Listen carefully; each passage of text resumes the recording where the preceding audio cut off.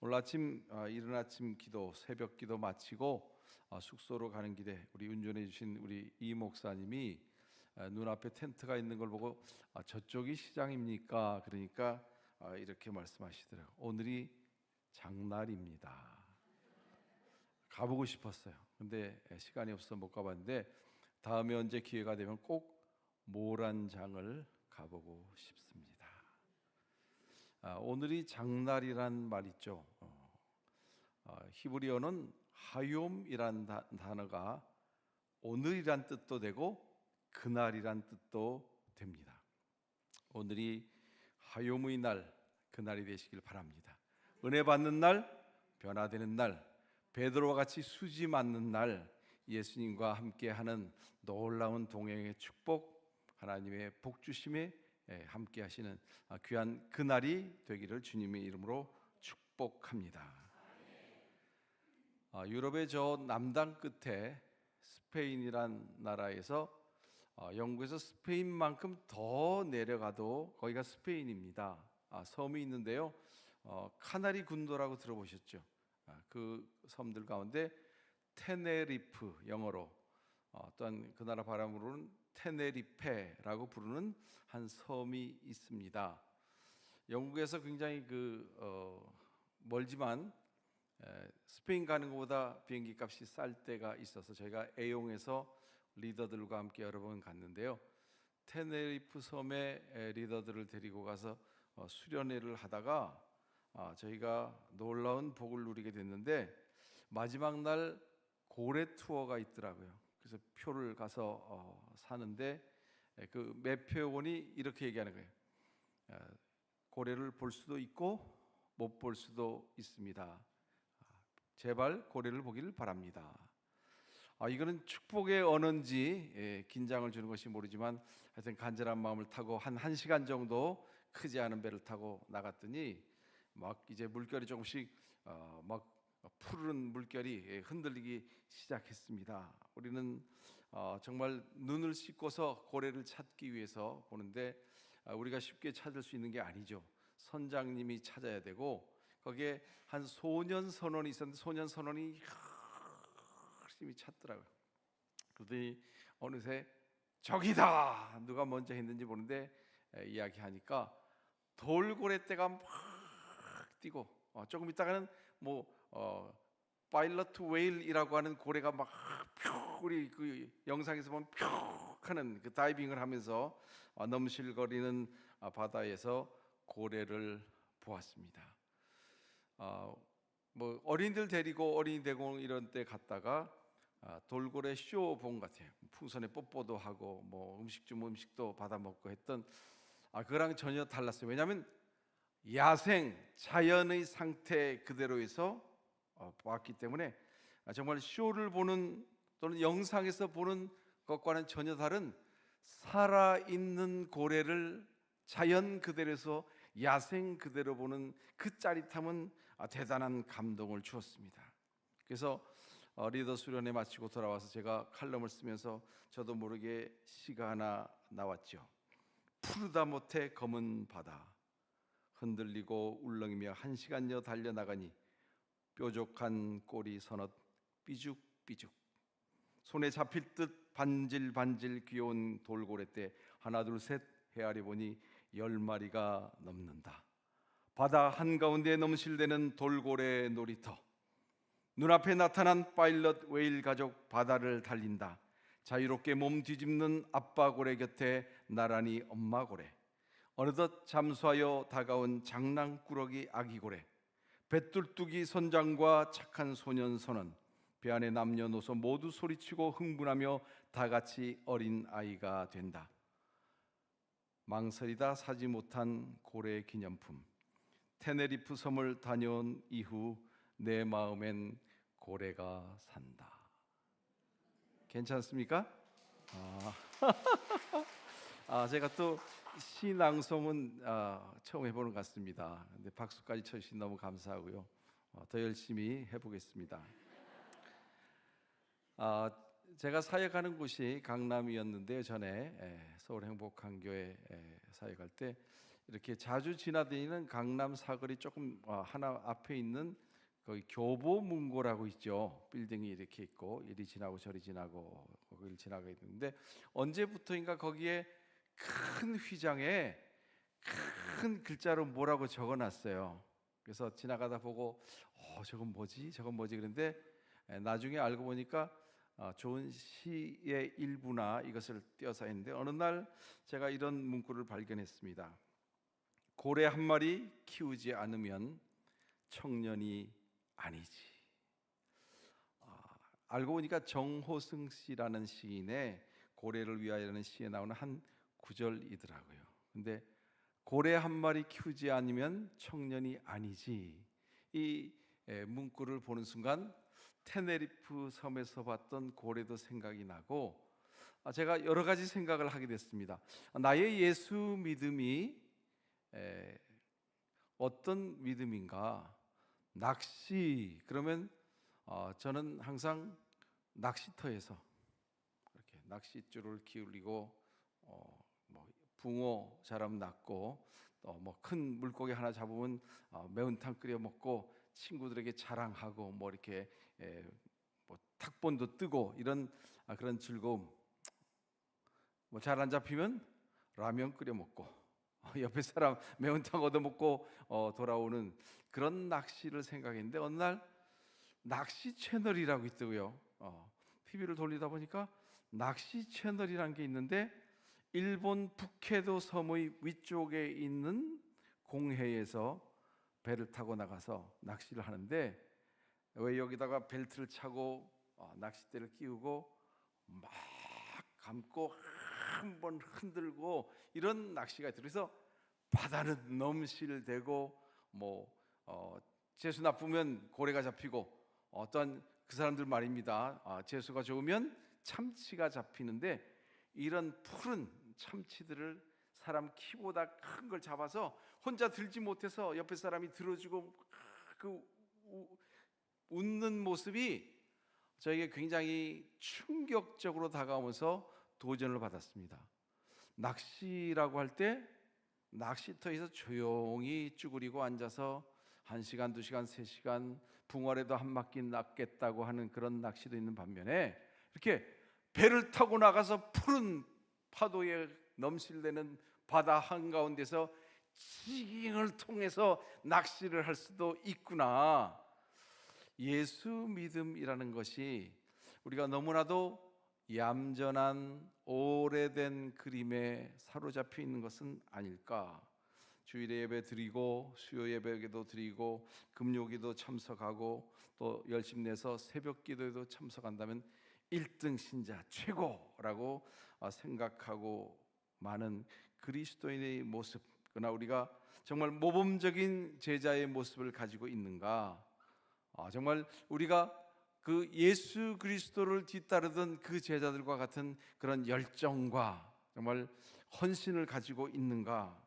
정말 1세기 예수님의 제자들은 어떤 모습을 가지고 예수님을 섬겼을까? 거기 대부분 어부 출신의 제자들이 있었는데 다양한 제자들이 나옵니다. 특히 오늘 본문의 말씀은 베드로라고 하는 제자에 대해서 그의 모습을 우리에게 보여주고 있는데요. 우리가 베드로를 알고 있지만 오해하지는 않고 있는가라는 생각을 하게 되었습니다. 왜냐하면 우리가 생각할 때 베드로는 예수님 제자들 가운데 으뜸 가는 제자, 수제자, 뭐 배움은 많지 않았지만 그가 예수님을 잘 따랐고 어떤 리더십을 가지고 제자들을 잘 이끌었을 것이다라고 생각하는데, 어떤 면에서는 우유부단한 성격도 있고 또한 그가 결정적으로 예수님을 부인하고 3번이나 그러면서 십자가를 떠났던 그런 제자. 그러나 예수님이 그를 사랑했죠. 왜 예수님이 그렇게 사랑했을까? 아니면 왜 예수님이 다른 제자가 아닌 요한이나 야고보나 또 다른 제자가 아닌 베드로를 제일 으뜸 가는 제자로 사랑하셨을까? 그리고 성경을 보면 베드로를 부르심이 오늘 예를 들어서 오늘 본문인 누가복음 5장처럼 굉장히 자세하게 집중해서 조명하면서 베드로의 부름받는 일이 나오고 있습니다. 예수께서 한 배에 올랐는데 그는요 베드로, 정확하게는 베드로와 또한 그의 또한 동생 안드레의 바로 그 배였죠.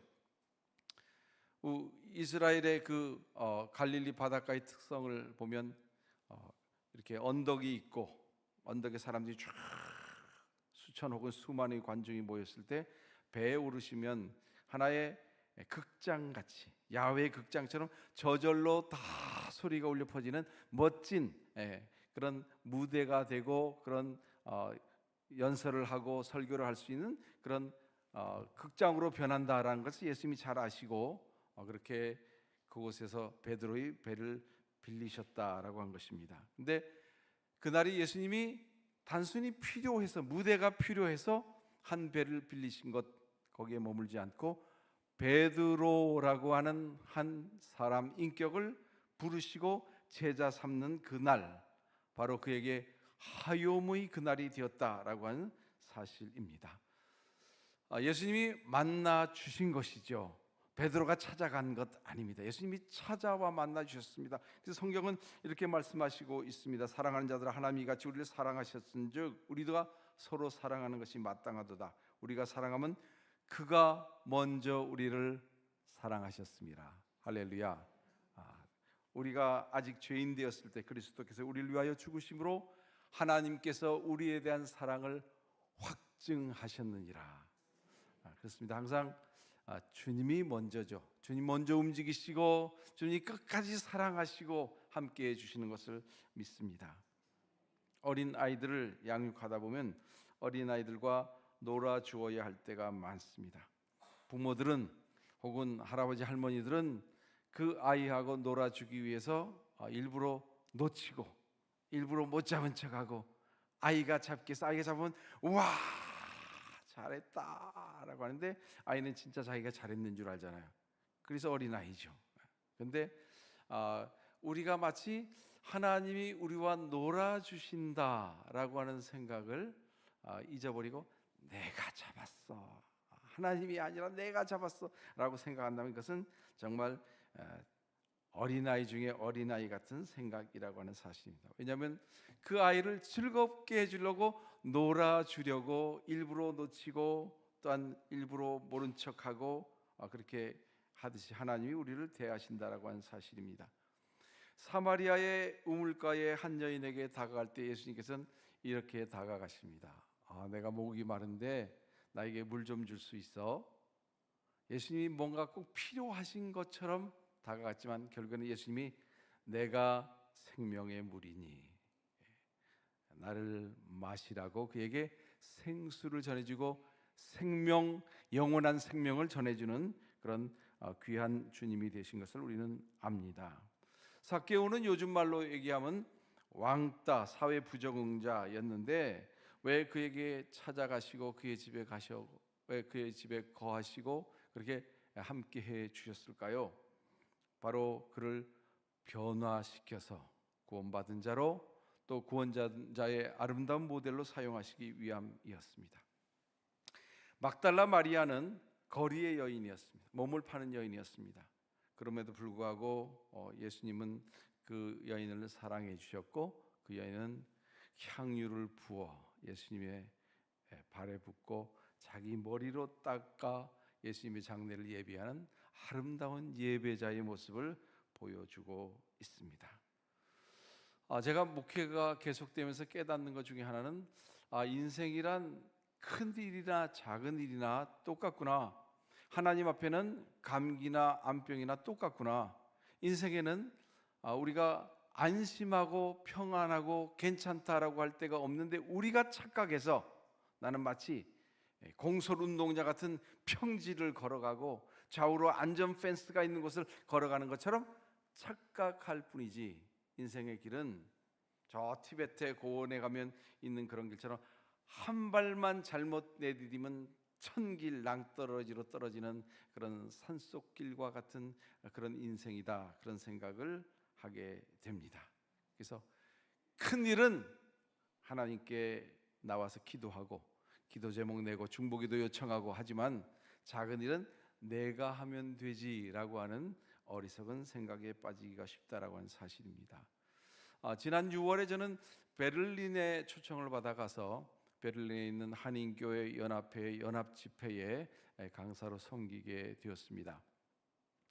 집회를 한 중에 한 목사님이 마침 그에 맞춰서 박사학위를 받으셨더라고요. 그래서 그분을 축하하는 시간이 오전 시간에 잠깐 있어서 제가 도망갈 수가 없어서 참석을 했습니다. 특히 그분은 이제 칼빈 혹은 칼뱅이라고 그러는데 칼뱅 전공이셨는데 섭리론을 전공하셨어요. 그래서 신학엔 계열이 있으니까 이건 또 어떡하지 하고 생각하면서 그러나 배우려는 마음으로 앉아 있는데 이 목사님이 굉장히 박사 이미 학위도 땄지만 우리 이 목사님처럼 설명을 잘 하시더라고. 그리고 또 어떤 특성이 있냐면 그림을 잘 그리셨어요. 굉장히 그 그림을 이렇게 그려 놓으셨는데 타이틀도 멋있게 그려 놓으셨고 그래픽 전공하셨어도 잘하실 엄청난 그런 특징이 있는데 그 칼뱅의 섭리론이라고 하는 신학을 설명하면서 자기 논문 발표인데 그것을 그림으로 나타내는데 사람이 죽어갈 때에 인공호흡하는 거 영어로 CPR이라고 그러죠. CPR 하는 장면. 그러니까 그분의 얘기는 이겁니다. 하나님이 우리를 순간순간 CPR 해주지 않으면 살아갈 사람이 없다. 제가 평소에 생각하던 언덕, 적별, 산속의 절벽길과 똑같은 얘기를 해서 제가 굉장히 공감을 했습니다.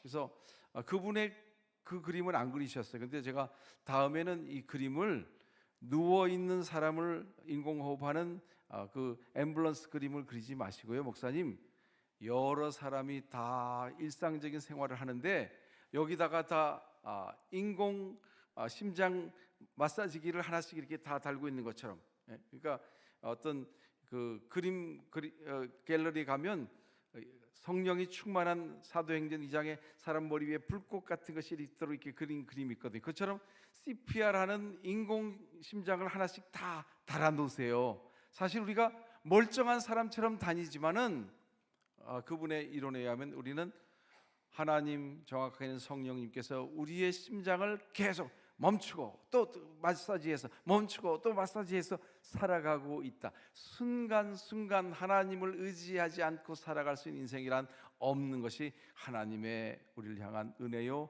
섭리라고 하는 설명입니다. 너무나도 동의가 되는 말씀이었습니다. 베드로의 경우도 마찬가지죠.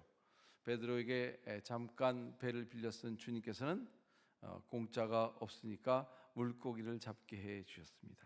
근데 오늘 말씀 보면 거기에만 그쳤을까요? 정말 요한복음에 기록된 것을 보면요, 같은 사건을 기록하고 있다고 생각되는 그 사건에서 베드로가 그 물에 넘치도록 잡은 물고기 숫자를 밝히고 있는데 몇 마리 잡았을까요? 153마리 153. 그래서 대박난 모나미 볼펜의 이름이 모나미 153. 예수 믿는 분인 것 같아요. 오늘 우리 장로님께서 김 장로님께서 음식을 대접해 주셨는데 거기에 이렇게 나르시는 매니저급 되시는 것 같아요. 아니면 뭐 사장님하고 관계가 있든지 연세가 좀 있어 보이는데 굉장히 날렵하게 하시고 머리를 싹 휘어 올렸는데 내가 잘못 봤나 그랬어요. 저분의 머리핀이 굉장히 특이하네. 근데 민망하게 그분이 생각할까 봐 살짝 봤더니 모나미 153을 딱 꽂고 계시네요. 그래서 저분도 한가락 하시는 분이구나. 이렇게 안 보이게 꼽은 게 아니라 볼펜이 거의 전체가 나오도록 끝에만 싹 꼽아갖고 머리를 쫙 했는데 멋있게 이렇게 하셨어요. 그래서 정말 한가락 하시는 분이다 그런 생각이 드는데 대박난 볼펜을 꼽고 사업을 하시면 대박이 나겠죠. 굉장히 그 음식이 코스로 쫙 나오는데 맛있었습니다. 근데 정말 인천공항에서 저는 들어올 때마다 감동을 받는 장면이 하나 있는데요. 어떤 때는 회색 도시, 시커먼, 어떤 때는 막 구름이 막 특이하고 어떤 때는 해가 나는 적도 있지만 그 지루한 공항이 길이잖아요, 그렇죠? 고속도로 오다가 돈도 한번 내야 되고. 근데 쫙 올 때 보면요, 들어오는 쪽에 오른쪽으로 보면 Jesus loves you, 영어로 크게 차에서 못 볼 수가 없게 딱 써 있고 밑에 고려은단. 뭐 좋은 일이니까 선전 좀 해드리죠. 고려은단. 고려은단 뭐 비타민 C가 좋다는데 영국이 생산지라 그러죠. 영국제가 좋다 그러는데 비타민, 제가 이번에 와서 목사님 여러 분 만났는데 두 분이나 막 비타민 C에 대해서 막 뭐 어떤 효과가 있고 막 엄청난 그 전도하시는 것을 두 사람이 만나면서 대강 먹었는데 제대로 먹어야 되나 이런 생각을 저도 지금 하고 흔들리고 있습니다. 근데 주님께서 정말 용감하게 전도하는 그 회사 밀어주시지 않겠습니까? 이왕 비타민 살려면 거기 거 사시기 바랍니다. 저하고는 관계가 없습니다. 저는 아무런 커미션이 없습니다. 예수님께서는 오늘 본문 말씀에 이렇게 말씀하십니다. 깊은 데로 가서 그물을 내려 고기를 잡으라. 근데 저는 이 말씀을 묵상하면서 갈릴리를 가본 사람으로서 베드로의 그때의 기분을 한번 생각해 봤습니다. 정말 갈릴리라는 곳이 히브리어로 많은 물이라는 뜻이라서 바다라고도 번역하고, 히브리 사람은 바다나 민물이나 구분하지 않았던 것 같습니다. 많은 물이다. 바다보다 많은 물이 있겠어요? 근데 바다처럼 생각했던 것 같습니다. 근데 그 갈릴리가 아무리 바다같이 넓어도 그렇게 한 바퀴 도는데 1시간 걸릴까요? 자동차로? 1시간 채 안 걸릴 수도 있어요. 쫙 돌면 1시간이면 돌 수 있는 그런 사실은 호수 아닙니까? 호수인데 거기서 잔뼈가 굵었단 말이에요. 최소한 예수님보다 훨씬 더 연장이었을 한 40대 중년쯤 됐을 베드로를 우리가 상상하는데, 그 베드로가 어부의 가정에 태어나서 또한 사는 곳도 바로 그 갈릴리 호숫가에 살면서 바로 그 회당 앞에 자기 집이 있었단 말이죠. 근데 그 집에서 살면서 하는 일이라고는 바닷가 나가서 갈릴리에서 고기 잡는 일인데, 이런 날도 있고 저런 날도 있고 고기 잘 잡힌 날도 있고 안 잡힌 날도 있고 그랬을 거 아닙니까? 배도 굉장히 조그만 거 가지고 영세한 어업을 했을 정말 그 갈릴리에 대한, 다른 거는 몰라도 고기잡이에 대해서는 전문가인 베드로가 예수님이 그물을 깊은 데 내려서 고기를 잡으라라고 하니까 정말 이렇게 말하고 싶었을 것 같아요. 주님, 죄송하지만은 다른 것은 몰라도 고기잡이는, 그리고 이 갈릴리에서의 고기잡이는 제 손바닥 보듯 정확합니다. 지금은 고기때가 아니에요. 그래서 못 잡고 우리가 이렇게 나와서 그물을 손질하고 있는데 주님이 잠깐 배에 오르셨다고 하니까 우리가 중단하고 주님 지금 모시고 있는데 어떻게 지금 또 그물을 내리라고 하십니까? 정말 무리한 말씀입니다. 죄송합니다. 들어가서 좀 쉬겠습니다. 이렇게 얘기하고 싶었을 것 같아요. 근데 태어나면서 배운 것이 고기잡이고 갈릴리는 그의 홈그라운드였지만은 베드로는 뭐라고 얘기합니까? 시몬이 대답하여 이르되 선생님, 우리들이 밤이 새도록 수고를 하였을 때 잡은 것이 없지만은 말씀에 의지하여 내가 그물을 내리리다. 저는 이 장면을 보면서 그래서 예수님이 베드로를 선택하셨구나. 베드로를 수제자로 세우셨구나. 예수님이 생각하시는 제자의 이상형은요, 저의 묵상으로는 베드로 타입입니다. 가룟 유다 타입, 요한 타입, 야고보 타입, 빌립 타입, 도마 타입, 여러 가지 형이 있었겠죠. 근데 예수님이 가장 좋아하신 사람은요, 베드로예요. 왜냐하면 이 믿음의 순종, 말씀의 순종, 내 생각, 내 경험, 나의 삶을 내려놓고 말씀에 의지하여 그물을 내리는 사람을 주님께서는 제자로 삼기 원하시는 줄로 믿습니다. 그럼에도 불구하고 라고 말이 있어요. 영어에도 중학교 2학년 때 시험에 꼭 나오는 in spite of, 저는 그 단어 한 번도 안 틀렸습니다. 왜? 그냥 어감이 좋았어요. in spite of, 그럼에도 불구하고, 뜻이 좋잖아요. 그럼에도 불구하고 베드로는 말씀에 의지하여 그물을 내리다, 이렇게 응답했습니다. 순종이란 뭘까요? 내 생각, 내 경험, 내 지식대로가 아니라 주님의 말씀대로 따르는 것, 이것이 믿음이고 순종인 줄로 믿습니다. 아침에도 리더십에 대해서 얘기했지만, 지도자는 어떤 사람, 하나님 쓰신 사람은 어떤 사람이라고 했냐면요, 예수님 같은 사람이죠. 예수님이 어떤 삶을 사셨어요? 예수님의 삶을 마태, 마가, 누가, 요한이 요약해서 보여주시는데요, 핵심은 이겁니다.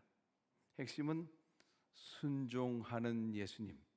예수님은 그 자신으로서 삼위일체 하나님 중에 한 분이셨습니다.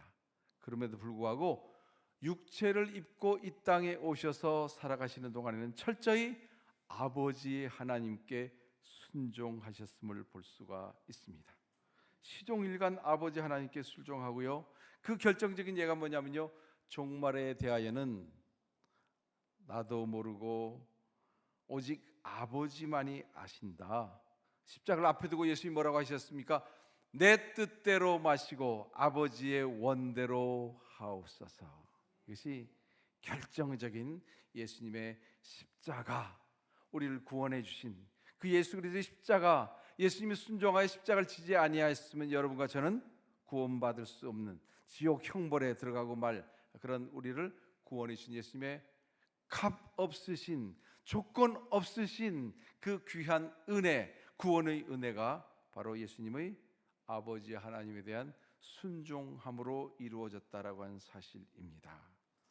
예수님의 삶은 십자가에서 한 번이 아니라 시작부터 마지막까지 아버지 앞에 순종하는 모습이었습니다. 그렇습니다. 주님과의 만남에는 결정적인 계기가 필요합니다.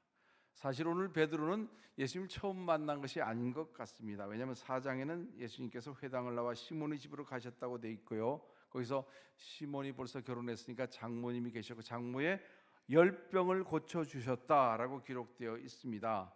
예수님은 베드로를 이미 알고 계셨고 그 집에 신방도 가셨고요, 치유도 해주셨어요. 그래서 예수님이 부르실 때 베드로와 모든 어부 출신의 제자들은 예수님의 부르심에 응답하여 그렇게 순종하여 나갔다라고 하는 사실입니다. 11절 말씀을 보시기 바랍니다. 그들이 베드로를 육지에 대고 모든 것을 버려두고 예수를 따르니라. 예수님의 제자로서의 새로운 출발을 할 수가 있었습니다. 여기 앞서서 사실 10절에는 정말 베드로를 통하여서 오늘 제자된 우리에게 주시는 예수님의 사명이 담겨 있는데요, 이제후로는 내가 사람을 취하리라. 여기 정말 사람을 취한다라고 하는 말은요, 생명을 취한다라고 하는 말씀입니다. 예수님의 그 순종을 본받아서 베드로도 순종함으로 물고기가 넘치도록 잡게 되었습니다. 베드로는 물고기에 놀란 것이 아니라 예수님의 말씀의 권능이 실제로 드러나고 나타내면서 자기의 경험, 지식, 삶의 그 자리를 넘어서는 걸 보고 주님 앞에 꼬꾸라지지 않습니까? 주님, 저는 죄인입니다 라고 주님을 주님으로 고백하며 엎드리게 되었습니다. 그렇습니다. 예수님의 몸된 교회라고 할 때 우리가 그 의미를 알아야 하는데요, 교회는 그냥 사람들이 모여서 이루어진 것이 아닙니다. 우리가 이미 강조한 대로 예수님 명령에 순종하는 자들로 구성되어 예수님의 본을 따라서 예수님처럼 제자 삼는 자들로 이루어진 그런 모임이어야 하고요, 우리는 제자 삼기 위하여 모든 익숙한 것으로부터 떠나야 하고 특히 나의 생각, 나의 기준, 나의 삶을 주님 앞에 드려야 한다라고 하는 사실입니다. 우리 장로님이 기도해 주신 것처럼 가치관이 변화되어야 하는 것이죠. 베드로는 예수님을 알고 자신을 알게 됨으로써 가치관이 변화되었습니다. 그래서 베드로를 육지에 대고 모든 것을 버려두고 예수를 따르니라, 이렇게 따를 수가 있었습니다. 그런 베드로를 어떤 주님께서는 가만두지 아니하셨죠. 먼저는 그에게 기적을 경험하게 하십니다. 그물이 찢어질 정도로 많은 물고기를 잡게 해주셨습니다. 어떨 때 기적이 일어나나요? 말씀을 믿고 순종할 때, 나의 생각 경험, 나의 또한 나됨을 벗어날 때 기적이 이루어지는 줄로 믿습니다. 그리고 예수님을 제대로 알게 해 주셨습니다. 좋은 말씀을 주시는 존경하는 선생님, 사람들이 랍비라고 하는 그런 선생님에서 스스로 죄인임을 고백하며 무릎 꿇으며 주님을 구세주, 주인으로 고백하게 됩니다. 주여 나를 떠나소서, 나는 죄인이로소이다. 사실 베드로의 신앙 고백은요, 두 양면이 있습니다. 우리는 베드로가 신앙 고백할 때 예수님께서 칭찬해 주시면서 이것은 네가 한 것이 아니라 하나님 아버지가 너에게 가르쳐 주신 거야 라고 칭찬해 주신 것, 거기까지 우리는 자세히 보고 그 이상을 잘 보려고 하지 않는데, 우리가 알고 있는 본문은요, 마태복음 16장에 베드로가 신앙 고백하는 장면에 이르러서 예수님이 이렇게 말씀하십니다. 예수께서 돌이키시며 베드로에게 이르시되 사탄아 내 뒤로 물러가라, 넌 나를 넘어지게 하는 자로다. 내가 하나님의 일을 생각하지 아니하고 도리어 사람의 일을 생각하는도다. 신앙 고백을 한 직후에 주신 말씀인데, 이 말씀을 보면 이 신앙 고백은 했지만 베드로가 정말 십자가를 잘 이해하였느냐라고 할 때 그렇지 못했던 것 같습니다. 그래서 예수님께서는 날카롭게 지쳐가면서 베드로 쪽을 향해서 사탄아 물러가라 라고까지 말씀하셨고, 그 말씀의 내용이 뭡니까? 하나님의 일을 사람의 일로 만들려고 하는구나. 하나님의 일, 수직선을 수평선으로 만들어 버리는 거, 이게 얼마나 악하고 나쁘냐면요, 사탄의 일이다, 사탄이 하는 일이다 라고 예수님이 가르쳐 주신 겁니다. 오늘날 교회에서 이루어지는 모든 일이 하나님을 경배하고 하나님께 예배하는 이 공동체인데, 예수 그리스도의 피로 거듭나 구원받은 정말 이 땅에 하나님이 허락하신 그리스도의 몸인데, 이것을 사람의 집단으로, 인간적으로, 인간의 인기로, 사람들의 모임과 조직과 시스템으로 만들려고 하면요, 하나님께서 그것을 가장 싫어합니다. 예수님을 안 믿는 것보다 예수님을 믿는다고 교회에 들어와서 교회를 인간적으로, 세상적으로, 사람들이 말하는 것처럼 아주 평면화시켜서 십자가를 분해하려고 하는 것, 이것이 바로 사탄의 일이고 예수님이 그것을 날카롭게 지적하고 계시다라고 하는 사실입니다. 십자가의 관계를 우리가 한번 되짚어 봐야 될 것 같습니다. 십자가를 얼마나 가까이 했나, 목에 차고 있다. 그래서 예수 믿는 게 아니죠. 십자가를 만드는 사람이라고 십자가와 가까운 거 아니죠.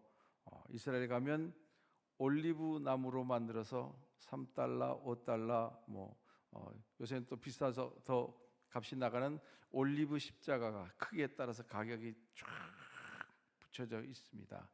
예수 믿는 사람이 아니라 아랍 사람들이 만드는 거예요. 팔아먹으려고 성지순례 온 사람들이 열심히 사가지고 가니까 올리브 향기가 있는 아름다운 십자가지만은 그 십자가 자체는 아무것도 아니에요. 어쩌면 상품, 어쩌면 우상 숭배가 될 수도 있다고 하는 사실입니다. 십자가는 십자가 안으로 들어가야 되는 것이죠. 십자가 안으로 들어가지 못한 베드로 같은 고백이 아니라 십자가로 들어가는 우리가 되어야 할 줄로 믿습니다. 오늘은 상당히 도전적인 말씀이지만 우리의 예수 믿음의 삶을 정말 다시 한번 되돌아보는 계기가 되기를 원하고요. 이미 짜여져 있는 이 예수 믿음의 이 공식, 형식, 패턴을 우리가 깨트려 버리고 새로워지기 원합니다. 그럴 때 하나님께서 우리에게 더 큰 복을 허락해 주실 줄로 믿습니다. 십자가를 언급한다고 해서 예수님이 칭찬하시는 것이 아니라 십자가 안으로 들어가야 구원을 받는 줄로 믿습니다. 그리고 예수님께서는 물고기를 낚던 어부 베드로를 변하여 사람 곧 생명을 낚는 어부로 만들어 주셨습니다. 왜 베드로가 거기에 있었습니다? 물고기 잡기 위해서 있었죠. 그런데 예수님을 만난 이후에 이제는 엄청난 양의 물고기를 잡게 해주었지만 거기에 매이지 않고 예수님을 알게 되었기 때문에 예수님을 따르는 자가 되었습니다. 예수님이 이렇게 말씀하십니다. 내가 살아있는 생명을 낚으리라. 이제 후로는 내가 사람을 취하리라. 여기 사람을 취한다는 말은 문자적으로 살아있는 생명을 낚는다라고 하는 말입니다. 싱싱한 물고기, 그물이 찢어질 만큼 잡는 것도 신나는 일입니다. 그러나 지옥에 갈 생명을 구원하여 천국으로 인도하는 전도의 일은 더욱 신나고 좋은 일입니다. 예수님의 제자는 어떤 사람입니까? 살아있는 생명을 낚는 사람입니다. 한번 따라하겠습니다. 제자는 생명을 낚는 어부입니다. 가만히 앉아서 낚시하는 것이 아니라, 따라하세요. 따라하세요. 가만히 앉아서 낚시하는 것이 아니라 키를 넘기는 파도가 넘실대는 바다 위를 항해하면서 신나게, 익사이팅하게 막 생명을 낚는 사람입니다. 지깅 낚시, 지깅 낚시 보다가 제가 감동받은 장면 하나는요, 한 2시간씩 씨름을 해요. 참치 한 마리 잡으려면 2시간씩 감고 땡기고 또 도망가면 또 감고 놓아주고 이래서 2시간 하다 보니까 어떤 장면이 나오면요, 물고기 잡으면 부으려고 준비한 이 얼음 바켓을, 베스킷, 얼음 양동이, 일본 말씀 안 되죠. 얼음 양동이를 사람 등에다가 갖다가 확 붓고 머리에다가 확 부니까 이 사람이 와 하더니 다시 또 이러면서 거의 혼미해졌다가 막 뒤에다가 얼음을 확 부어주니까 막, 그래서 결국엔 잡고서 이걸 들고서 웃는데요. 그 모습이 내가 낚시를 모르지만 저거 한번 해보고 싶다. 낚시는 저렇게 하는 거구나. 그냥 낚시터 가서 그냥 남이 잡았다가 집어넣은 거 돈 얼마 내고 이렇게 하다가 라면 끓여 먹고 오는 게 아니구나라는 생각을 하면서 낚시에 대한 생각이 바뀌었어요. 여러분, 예수 믿는 일, 예배 드리는 일을 어떻게 생각합니까? 낚시꾼들은요, 제가 얘기 들으니까 낚시에 미쳤다. 그런데 그 경지가 되면 저녁을 안 먹고 낚시터로 달려간다. 앉아서 하는 낚시도, 바다로 가는 사람도 밤에 가요. 그리고 밤에 새도록 낚시를 하고 아침 되면 또 하고 휴가 내서 또 하고, 그리고 왜 밥을 안 먹고 가냐 그랬더니 너무 빨리 가고 싶어서, 너무 빨리 낚시하러 가고 싶어서, 빨리 배에 오르고 싶어서 그냥 밥을 안 먹고 달려간다. 여러분, 예배 드리기 위해서 정말 저녁 드시고 오셨습니까? 죄송하게도 저도 먹었어요. 너무 맛있게 많이 먹었어요. 저녁 집회 인도하는 지장될까 봐 절제하면서, 그러나 최대한 맛있게 먹었습니다. 근데 저 앞에 죄송하죠. 정말 하나님을 예배하는 일이 익사이팅해서, 기도하는 그 시간이 너무 행복해서 하나님 앞에 나오기 위해서 밥을 굽는, 일을 거르는 그런 낚시꾼과 같은 열정을 회복할 수 있기를 바랍니다. 예배자가 낚시꾼만도 못하면 되겠어요?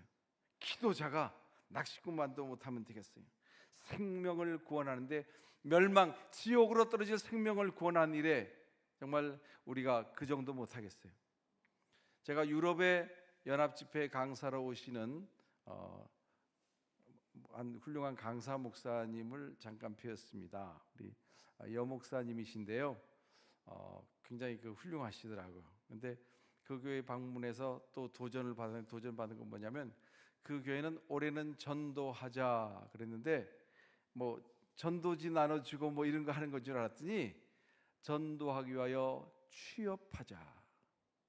그래서 요즘 시대 트렌드가 그러니까 하나님으로부터 그렇게 음성을 듣고 받으셨대요. 그래서 그분 따님도 자기 직업이 있고다 하는 일인데 도서관 사사 아르바이트로 들어갔대요. 왜? 사람을 알고 전도하기 위해서.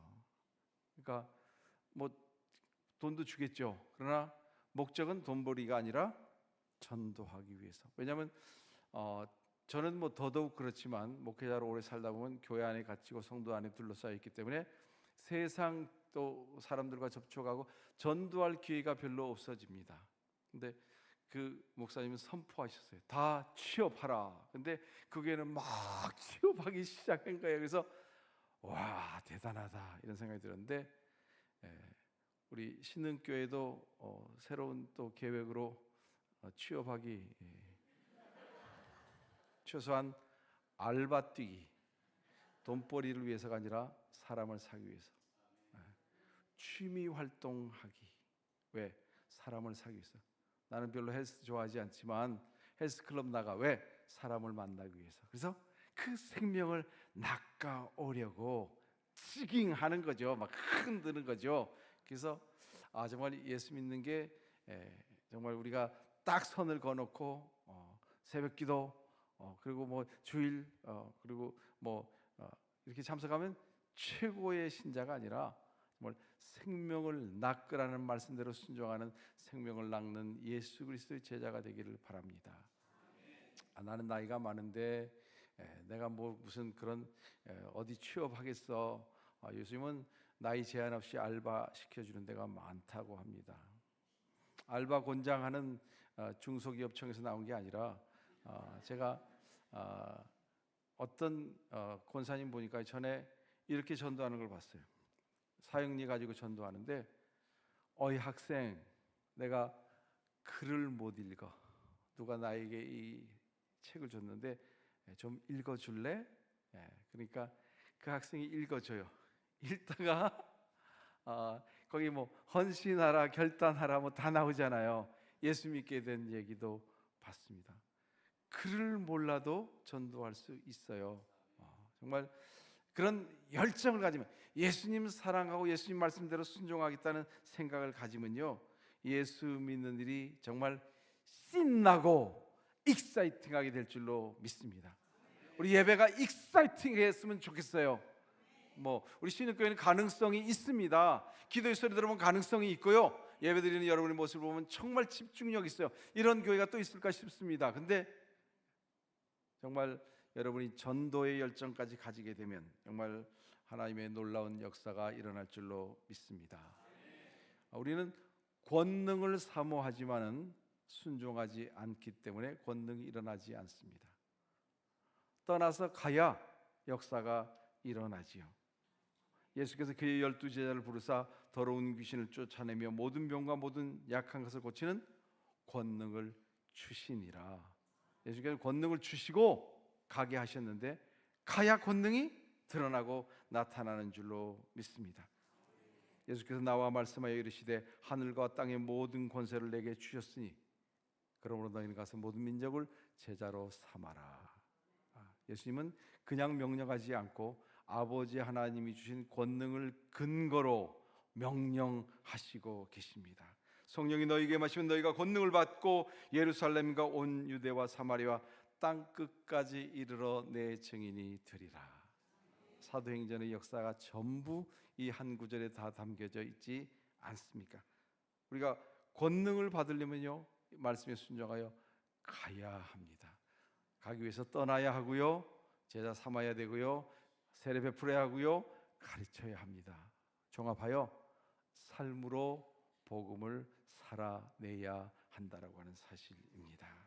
말씀에 순종할 때 능력이 주어지고요, 말씀에 순종할 때 하나님의 능력이 나타나고 권능이 주어지고, 또 우리가 부족할 때 기적이 일어나는 줄로 믿습니다. 저는 단기 선교를 통해서 이 사실을 너무나도 잘 경험했고요. 저와 함께했던 우리 교회 청년들은 동일한 사실을 우리가 다 느꼈습니다. 정말 주로 동유럽을 선교했는데 동유럽 많은 나라를 다녔습니다. 터키, 그리스, 그리고 헝가리, 체코, 슬로바키아, 폴란드, 크로아티아, 불가리아 3번, 세르비아 수도 없이 필리핀, 인도, 일본, 멕시코, 아프리카. 인도는 7번, 헝가리, 터키, 헝가리 몇 번인지 못 세겠습니다. 그렇게 다녔어요. 왜 이렇게 미친 듯이 다녔느냐? 즐거워서. 왜 열심히 다녔냐면요, 갔을 때 하나님이 알아주셨다 그랬죠, 어제 간증에서. 근데 갈 때마다 신기하고 놀랍고 새로운 일들이 있었습니다. 저만 경험한 게 아니라 다 같이 경험했습니다. 불가리아 갔을 때 우리의 파트너 되신 그 현지 목회자는 치유의 권능을 가지고 있더라고요. 그래서 어떤 분이 와서 눈이 안 보였는데 글을 읽는 것을 우리에게 보여주었어요. 어떤 분은 지팡이를 짚고 왔어요. 근데 갈 때는 마치 찰리 채플린처럼 지팡이를 돌리면서 가는 것을 저와 우리 청년들이 다 같이 봤습니다. 왜 해외에서 그런 일이 많이 일어날까? 제가 가만히 생각해 보니까요, 해외에서 일어나는데 이유가 있더라고요. 우리가 갈 때 우리 찬양팀처럼 현지어로 찬양 연습하거든요. 그리고 그 나라 말을 공부하죠. 안녕하세요, 감사합니다. 그리고 뭐 할 수 있나요? 그 다음에 할 수가 없어. 그러니까 현지어로 뭘 하기 위해서는 영어하는 현지인 데려다가 같이 통역시키면서 할 수는 있지만 현지 문화, 언어 아는 게 없으니까 어떻게 해요? 기도할 밖에. 그런데 그 답답한 상황이 되니까 성령께서 역사하시는 거예요. 뭘 시작하지도 않았는데 광장에 여기 막 그것도 나는 죽으려고 이렇게 했었는데 오늘 여러분 보고 예전에 언젠가 들었던 복음이 생각났습니다. 그리고 앞으로 나오세요 하면 나오고, 기도하라면 기도하고, 예수님 영접하고, 현지 교회에 소개하면 가서 예수 믿는 사람이 나왔고요. 현지 교회 목사님이 전화가 와서 이메일이 와서 이번 주일에 몇 사람이 우리 교회 광장에 있던 사람이 출석했습니다. 할렐루야.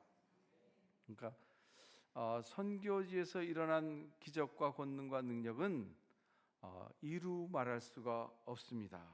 왜냐하면 살아계신 하나님의 성령이 우리를 통해서 역사하셔야 되는데 우리가 너무 연약하고 부족하고 언어의 훈련이 안 됐고, 그걸 깨달은 다음부터 저는 그렇게 많은 훈련이 필요 없다라는 사실을 깨닫게 됐습니다. 그저 기도하고 가서 부딪히면요, 항상 새로운 일이 있어. 그리고 돌아올 때는 성령 충만해서 옵니다. 선교가 뭡니까? 주님이 주신 가장 귀한 것, 좋은 것을 나누는 거죠. 그런데 가장 귀한 게 뭡니까? 복음, 예수 그리스도. 그런데 복음과 예수 그리스도 그냥 전하기 하니까 우리에게 주신 온갖 좋은 것, 우리가 선물도 준비하고 찬양도 준비하고 할 수 있는 또 율동도 하고 하면서 그분들과 함께하고 오락도 게임도 하고 선물도 나눠주고 그렇게 하면서 그 마음을 열어서 복음을 증거하는 것이죠. 하나님 주신 온갖 좋은 것, 우리의 건강과 또한 우리의 젊음과 우리의 어떤 생명까지 그곳에 가서 시간을 들여서 에너지를 들여서 사용할 때 성령님이 기뻐하시며 그 일을 이루시는 줄로 믿습니다. 떠나서 가야 되고요, 말씀에 순종해야 권능이 주어집니다. 집안에 가만히 앉아서 이루어지는 것이 아니라고 하는 사실 우리가 깨닫고 주님의 말씀에 순종하기 원합니다.